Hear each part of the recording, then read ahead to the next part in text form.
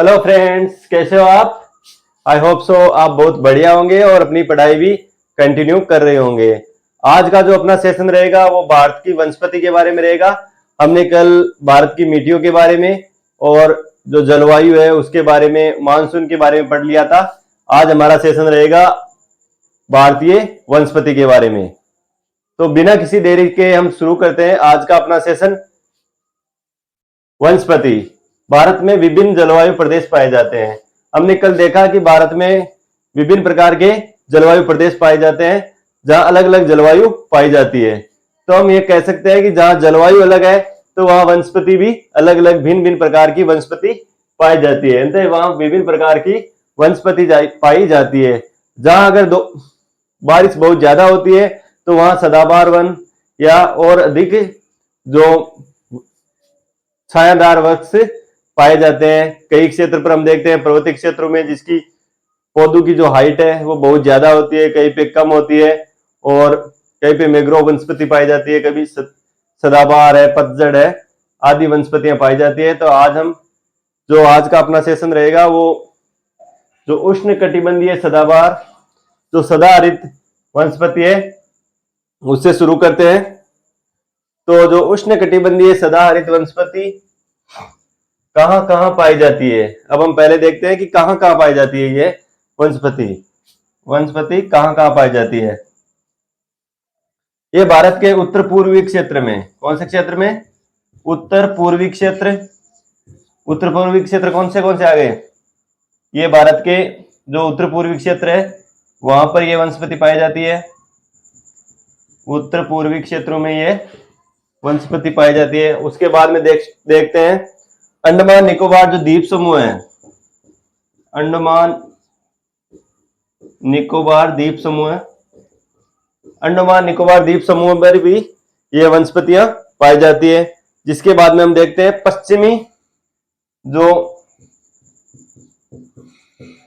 ढाल, पश्चिमी तट का जो पश्चिमी ढाल है वहां पर ये वनस्पतियां पाई जाती है। वहां पे वह वनस्पति कौन सी पाई जाती है? तो पश्चिमी ढाल, उत्तर पूर्वी क्षेत्र, अंडमान निकोबार द्वीप समूह आदि क्षेत्रों में कौन सी वनस्पति पाई जाती है? उष्ण कटिबंधीय सदाहरित वनस्पति पाई जाती है। अब हम देखते हैं कि इसको जो कहां पाई जाती है, ये उस स्थान पर पाई जाती है जहां वार्षिक वर्षा क्या होती है? 200 सेंटीमीटर से अधिक होती है। वार्षिक वर्षा कितनी होती है? 200 सेंटीमीटर से अधिक होती है, वहां ये वनस्पति पाई जाती है। इनका तापमान क्या होता है? उच्च तापमान, जहां उच्च तापमान होता है वहां पे ये वनस्पति पाई जाती है। और यहाँ जो पाए जाने वाले जो वन है वो कैसे होते हैं? सघन व सदाहरित वन होते हैं। क्योंकि अगर बारिश 200 सेंटीमीटर से भी अधिक होगी तो ऑब्वियसली ये है कि यहाँ सघन और सदाहरित वन पाए जाएंगे। उसके बाद हम देखते हैं वृक्षों की लंबाई। जो वृक्षों की लंबाई है वो कितनी होती है? यहाँ पे जो वृक्षों की लंबाई है वो है 30 से 60 मीटर। कितनी है? 30 से 60 मीटर इसकी ऊंचाई है। और जो लकड़ी इसके जो वृक्ष है उनकी लकड़ियां क्या होती है? कठोर होती है। इसलिए ये व्यवसायिक रूप से क्या होती है? व्यवसायिक रूप से महत्वपूर्ण नहीं होती। ये आर्थिक रूप से या इकोनॉमिक रूप से ये ज्यादा महत्वपूर्ण नहीं होती है। इसमें जो पाए जाने वाले पौधे हैं उसके बारे में हम विस्तार से देखेंगे कि कौन कौन से वृक्ष है इसमें पाए जाते हैं। रबर है, महोगनी, आबनुस, आयरनवुड, ताड़, बांस, सिनकोना, रोजवुड आदि वृक्ष पाए जाते हैं। कभी कभी क्या होता है जब कंपटीशन एग्जाम में ऐसे क्वेश्चन पूछ लिए जाते हैं कि रबर, महोगनी, आबनुस, आयरनवुड कौन सी वनस्पति से संबंधित है, तो कौन सी वनस्पति से संबंधित है? उष्ण कटिबंधीय सदाहरित वनस्पति। लेकिन ये कंफ्यूजन वाले जो क्वेश्चन रहते हैं, मतलब कि जो उष्ण कटिबंधीय सदाहरित वनस्पति में भी आते हैं, पर्णहरित में भी आते हैं, ऐसे क्वेश्चन जो डाउटफुल क्वेश्चन होते हैं वो आयोग द्वारा नहीं पूछे जाते। तो हमें ध्यान रखना है जो स्पेशल सिनकोना है, रोजवुड है, आयरनवुड है, आबुनुस है, रबर, महोगनी, इनको हमें स्पेशल याद रखना है। ज्यादातर हमें जो वार्षिक वर्षा वाले है 200 सेंटीमीटर, ऐसे क्वेश्चन पूछा जा सकता है कि 200 सेंटीमीटर जहां वर्षा होती है वहां कौन से वन पाए जाते हैं? तो उष्ण कटिबंधीय सदाहरित वन। और सदाहरित वनों में जो तापमान होता है वो कैसे रहता है? उच्च तापमान रहता है। और यहाँ की वृक्षों की लंबाई के बारे में भी क्वेश्चन पूछा जा सकता है। 30 से 60 मीटर इसकी लंबाई होती है। इसके अलावा कभी कभी क्षेत्र देके हमसे पूछ लिया जाता है, क्षेत्र देके पूछ लिया जाता है कि कौन सा क्षेत्र है। तो उत्तर पूर्वी भारत में जो उष्णकटिबंधीय सदाहर हरित वन है, अंडमान निकोबार है, पश्चिमी ढाल, जो पश्चिमी तट का पश्चिमी ढाल है, वहां पे ये वनस्पति पाई जाती है।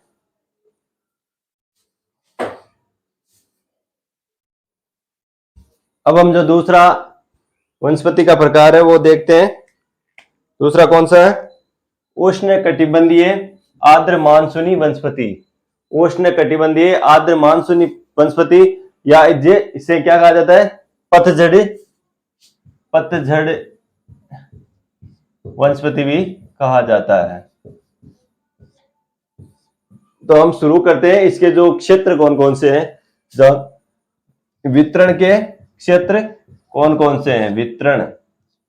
वितरण यानी विस्तार कहां कहां पर है इसका। तो सबसे पहले हम देखते हैं जो पश्चिमी ढाल है, क्या है? जो ये पश्चिमी ढाल है, पश्चिमी ढाल का पूर्वी, जो पश्चिमी घाट है उसका पूर्वी ढाल क्या है? पश्चिमी घाट का पूर्वी ढाल कौन सा हो गया? पश्चिमी घाट का पूर्वी ढाल। इसमें ये मुख्य रूप से पाई जाती है वनस्पति। बाद में हम देखते हैं जो हिमालय का तराई क्षेत्र, कौन सा क्षेत्र? हिमालय का तराई क्षेत्र। हिमालय का तराई क्षेत्र, हिमालय का तराई क्षेत्र वहां पाया जाता है। उसके बाद में बिहार, यूपी,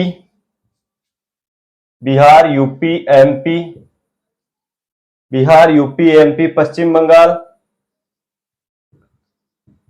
पश्चिम बंगाल, आंध्र प्रदेश,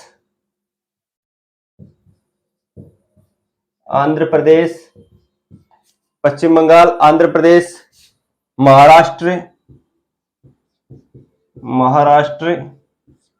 महाराष्ट्र के अलावा जो पूर्वी ढाल का ही कर्नाटक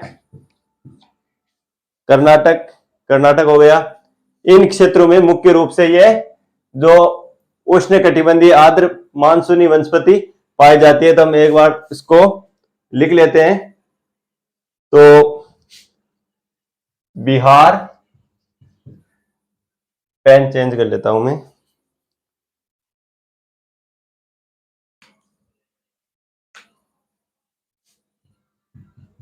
बिहार के बाद यूपी, एमपी, पश्चिम बंगाल के बाद में आंध्र प्रदेश, कर्नाटक, महाराष्ट्र, हिमालय का तराई क्षेत्र,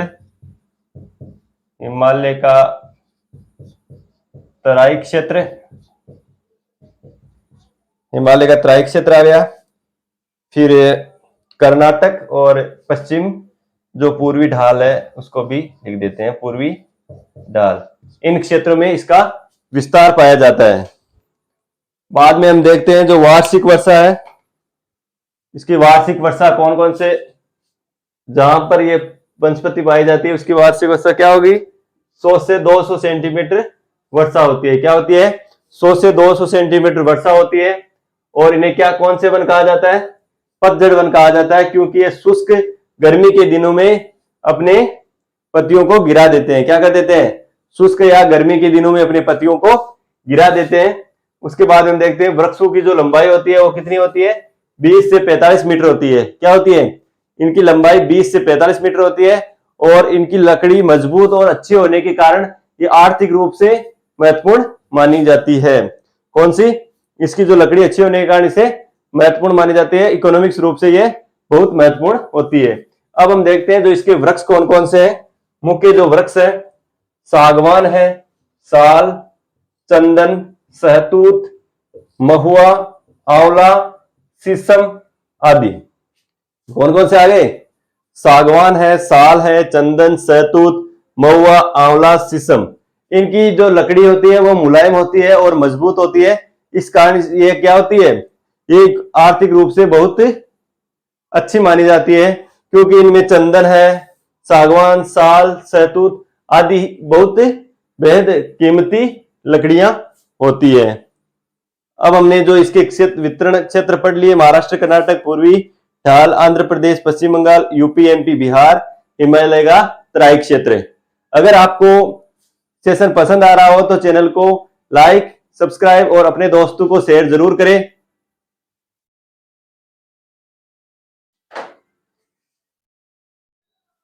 अब हम देखते हैं तीसरी जो वनस्पति है वो है उष्णकटिबंधीय शुष्क मानसूनी वनस्पति। इसका जो विस्तार है वो हम देखते हैं। शुष्क जो उष्णकटिबंधीय शुष्क मानसूनी वनस्पति का विस्तार कौन कौन सा है, कहां कहां पर है? ये जो पश्चिमी ढाल है, कौन सा है? पश्चिमी तट। पश्चिमी तट, पश्चिमी तट का जो वृष्टि छाया प्रदेश है, वृष्टि छाया क्षेत्र, जहां बारिश जो दक्षिणी पश्चिमी मानसून है वो या तट से टकराता है और उसके जो पश्चिमी जो तट है वो क्या रह जाता है? पश्चिमी तट पर तो बारिश हो जाती है, लेकिन जो पूर्वी तट है वो क्या रह जाता है? वृष्टि छाया प्रदेश रह जाता है। तो वहां पे ये वनस्पति पाई जाती है। उसके बाद में हम देखते हैं जो हरियाणा पंजाब है, दक्षिणी हरियाणा पंजाब। कौन सा? पंजाब,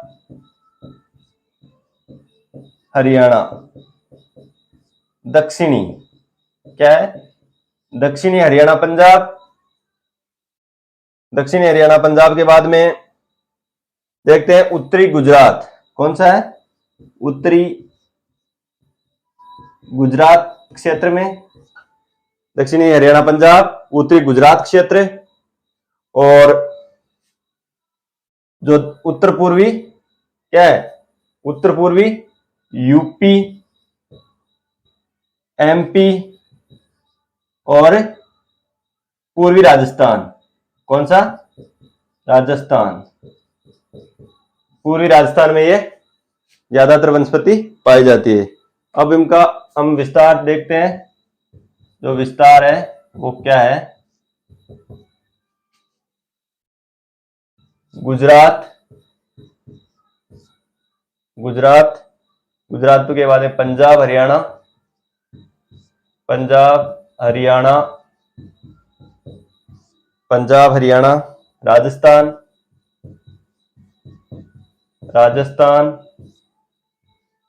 यूपी, एमपी और गुजरात आ गया। Punjab, Haryana, UP, MP, Rajasthan.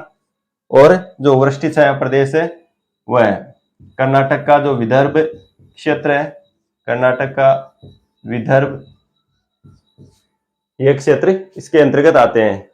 अब हम देखते हैं, इसमें आप स्पेशल लिख सकते हैं, जैसे उत्तरी गुजरात, दक्षिणी पंजाब, दक्षिणी हरियाणा, पूर्वी राजस्थान और जो पूर्वी यूपी और उत्तरी एमपी आदि क्षेत्र इसके लिए प्रसिद्ध है। इसके बाद हम देखते हैं जो वार्षिक वर्षा होती है। वार्षिक वर्षा कितनी होती है? या इन जो वनस्पति में वार्षिक वर्षा होती है 50 से 100 सेंटीमीटर की वार्षिक वर्षा होती है। और इसकी छाल क्या होती है? इन पौधों की छालें क्या होती है? मोटी होती है। और वृक्षों की लंबाई 6 से 9 मीटर होती है। क्या होती है? वृक्षों की लंबाई 6 से 9 मीटर होती है। और इन वृक्षों की जड़ें क्या होती है? जड़ें लंबी और गहरी होती है। जड़ें क्या होती है? लंबी और गहरी होती है, ताकि जो पानी का अवशोषण आसानी से कर सके। और छालें इसकी मोटी होती है ताकि वाष्पोत्सर्जन कम हो सके। और इन पौधों की जो पत्तियां होती है वो क्या होती है? पत्तियां क्या होती है? मोटी होती है और कांटेदार होती है। क्या होती है? मोटी और कांटेदार होती है। अतः इसका वाष्पोत्सर्जन कम होता है। अब हम देखते हैं कि जो इसके प्रमुख वृक्ष कौन कौन से रहेंगे। इसके प्रमुख वृक्ष है महुआ है, बबूल है, पलास, तेंदू, खेर, बेर, बरगद और पीपल। कौन से आ गए? महुआ, बबूल, पलास, तेंदू, खेर, बेर, बरगद और पीपल। अब इसका विस्तार हमने देख लिया है। गुजरात, पंजाब, हरियाणा, राजस्थान, यूपी, एमपी, कर्नाटक, इनके वृक्षों की लंबाई 6 से 9 मीटर होती है। वार्षिक वर्षा 50 से 100 सेंटीमीटर। छाले मोटी, जड़ें लंबी व गहरी होती है और पत्ते मोटे व कांटेदार होते हैं।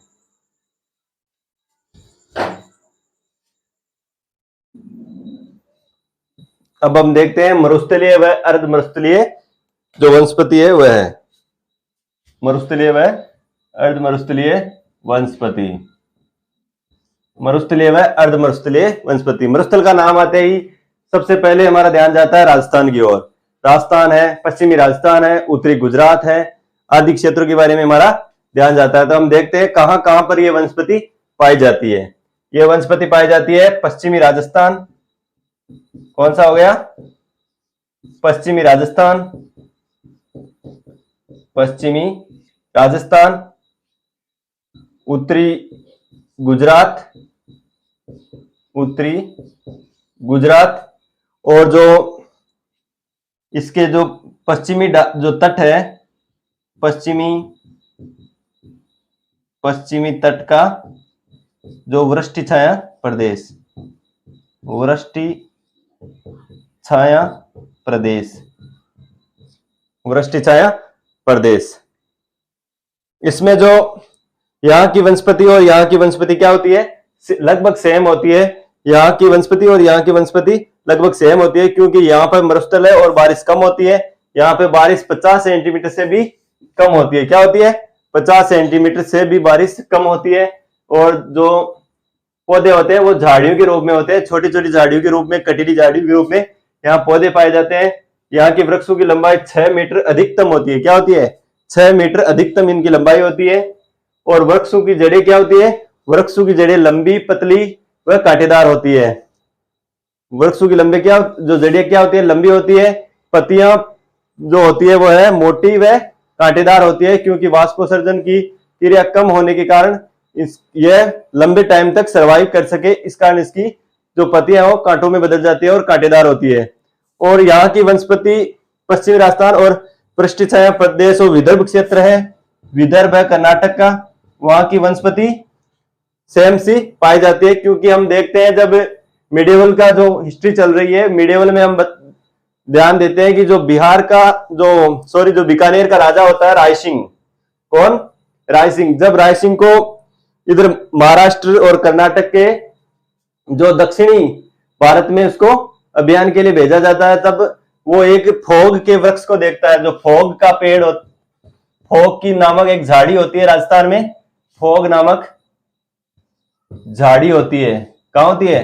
फोग नामक झाड़ी, या एक डंठल रूप में होता है, फोग होता है। उसको देखकर उसने क्या बोला? रायसिंह ने बोला कि मुझे तो अकबर ने ताड़ियो, तू क्यों आयो फोग। यानी वो कहता है कि मुझे तो यहां से अकबर ने भेजा। रायसिंह को अकबर ने कहां भेज दिया था? दक्षिणी भारत में अभियान के रूप में भेज दिया था। तब वो फोग को देखकर बोलता है कि मुझे तो अकबर ने ताड़िया, मुझे तो अकबर ने भेजा, लेकिन तू यहां क्यों आया? यानी वहां की वनस्पति यहां कैसे आई? तो हम इसे अंदाजा लगा सकते हैं कि वहां की वनस्पति और पश्चिमी राजस्थान की जो वनस्पति है वो सेम यानी समान है। अब हम देखते हैं इसका जो विस्तार है वो है, विस्तार कौन कौन सा है देखते हैं। पश्चिमी राजस्थान, इसका विस्तार पश्चिमी राजस्थान, पश्चिमी राजस्थान, उत्तरी गुजरात, उत्तरी गुजरात, उत्तरी गुजरात है। और जो वृष्टि छाया प्रदेश है, वृष्टि छाया प्रदेश, छाया प्रदेश, इनके लिए ये इसमें सबसे ज्यादा ये वनस्पति विस्तरित है। यहाँ पे जो मुख्यतः वृक्ष होते हैं वो खजूर होता है, नागफनी और बबूल। यहाँ पे खजूर, नागफनी और बबूल के पेड़ बहुतायत में पाए जाते हैं। क्योंकि यहाँ वार्षिक वर्षा 50 सेंटीमीटर से कम होती है, छोटी छोटी झाड़ियां पाई जाती है और वृक्षों की लंबाई अधिकतम माने तो 6 मीटर से अधिक नहीं होती है। अगली जो वनस्पति है वह है ज्वारीय वनस्पति, जिसके बारे में हम देखते हैं। तो ज्वारीय वनस्पति जिसमें कौन कौन से पेड़ पाए जाते हैं? मैंग्रोव पेड़ पाए जाते हैं, नारियल, मैंग्रोव, नारियल, सुंदरी, ताड़, बेंत, बांस, सोनेरेटा, फोनिक्स आदि पेड़ पाए जाते हैं। और इसका जो विस्तार है वो कौन कौन सा है? इसका जो विस्तार है वो जो गंगा, यमुना, गंगा, ब्रह्मपुत्र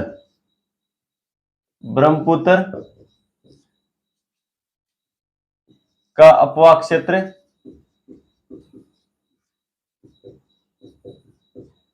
जो डेल्टाइक क्षेत्र है वो है डेल्टाइक क्षेत्र, गोदावरी, कृष्णा, कावेरी नदियों के मुहानों पर ये वनस्पति पाई जाती है।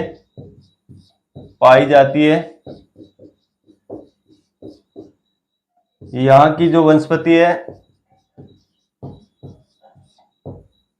नमकीन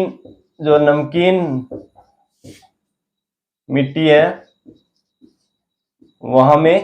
वहां ज्यादा होती है, वहां पाई जाती है। जहां नमकीन मिट्टी पाई जाती है वहां पे ये क्षारीय या जो नमकीन मिट्टी है वहां पर पाई जाती है। वहां पे ये जो वृक्ष है वो उगते हैं, मैंग्रोव, नारियल, सुंदरी, ताड़, बेंत, बांस, सोनेरेटा, फोनिक्स आदि। जो तटीय क्षेत्र है, ये जो तटीय क्षेत्र है वहां पर ये पेड़ पाए जाते हैं। इसके जो तटीय क्षेत्र है वहां पर ये पेड़ पाए जाते हैं, जिसमें गंगा, ब्रह्मपुत्र का डेल्टाइक क्षेत्र है, गोदावरी, कृष्णा, कावेरी आदि का जो मुहाना या डेल्टाइक क्षेत्र है वहां पे ये वनस्पति अधिक रूप में पाई जाती है। अब हम देखते हैं जो छठी वनस्पति है वो कौन सी है? आर्द्र उपोष्ण पहाड़ी वनस्पति। इसमें जो इसकी जो ऊंचाई कितनी होती है? ये 1070 से 1500 मीटर की ऊंचाई पर जो ये पौधे होते हैं, जो ये पेड़ है, वनस्पति है, वो 1070 से 1500 मीटर की ऊंचाई पर पाए जाते हैं। नाम से ही पता लगता है कि ये पहाड़ी क्षेत्रों में पाई जाती है, तो 1070 से 1500 मीटर की ऊंचाई पर पाई जाती है, जिसमें सदाबहार वनस्पति पाई जाती है। कौन सी वनस्पति पाई जाती है? सदाबहार वनस्पति। और जो लकड़ी होती है इनकी बहुत मुलायम होती है। ये ज्यादातर जो पश्चिमी ढाल है, पश्चिमी तट का पश्चिमी ढाल कौन सा हो गया? पश्चिमी तट का पश्चिमी ढाल और पूर्वी तट अन्नामलाई की पहाड़ियां आदि पर पाई जाती है। हम विस्तार यहां पर लिख देता हूं मैं इसका जो विस्तार है वो हम देखते हैं ये कहां पाई जाती है। ये जो वनस्पति है कहां पाई जाती है? पहली है पश्चिमी ढाल, पूर्वी तट, ये पश्चिमी तट का पश्चिमी ढाल, ये पूर्वी तट आ गया। उसके बाद में अन्नामलाई, जो अन्नामलाई की पहाड़ियां, ये क्या है? पहाड़ियां हैं। अन्नामलाई की पहाड़ियां, कार्डेमम की पहाड़ियां और अन्नामलाई की पहाड़ियां, कार्डेमम की पहाड़ियां, इलायची की पहाड़ियां, इन क्षेत्रों में ये वनस्पति पाई जाती है। तो पश्चिमी ढाल, पूर्वी ढाल, अन्नामलाई की पहाड़ियां, कार्डेमम की जो पहाड़ियां हैं वहां पे ये वनस्पति पाई जाती है, जो मुख्य रूप से पूर्वी तट और पश्चिमी तट में ये पाई जाती है। अब हम देखते हैं जो सातवीं वनस्पति है वो कौन सी है? आर्द्र शीतोष्ण वनस्पति। कौन सी है? आर्द्र शीतोष्ण वनस्पति, जो 1500 मीटर से अधिक ऊंचाई पर स्थित है। कहां पर है? 1500 से इससे भी अधिक। वो कितनी पर थी? आर्द्र उपोष्ण पहाड़ी कितने पर थी? 1070 से 1500 मीटर की ऊंचाई पर। और ये आर्द्र शीतोष्ण वनस्पति 1500 मीटर से भी अधिक ऊंचाई पर स्थित है। ये भी जो पश्चिमी ढाल है वहां पे ये पाई जाती है। हिमालय के क्षेत्रों में, अधिक क्षेत्रों में ये वनस्पति पाई जाती है।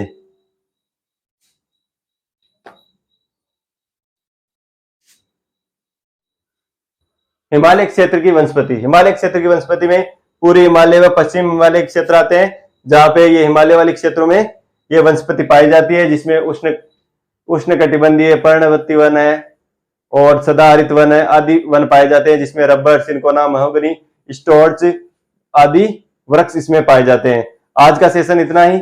आज का सेशन आपको कैसा लगा कमेंट बॉक्स में जरूर बताएं, और अच्छा लगा हो तो शेयर करें, सब्सक्राइब करें। Thank you.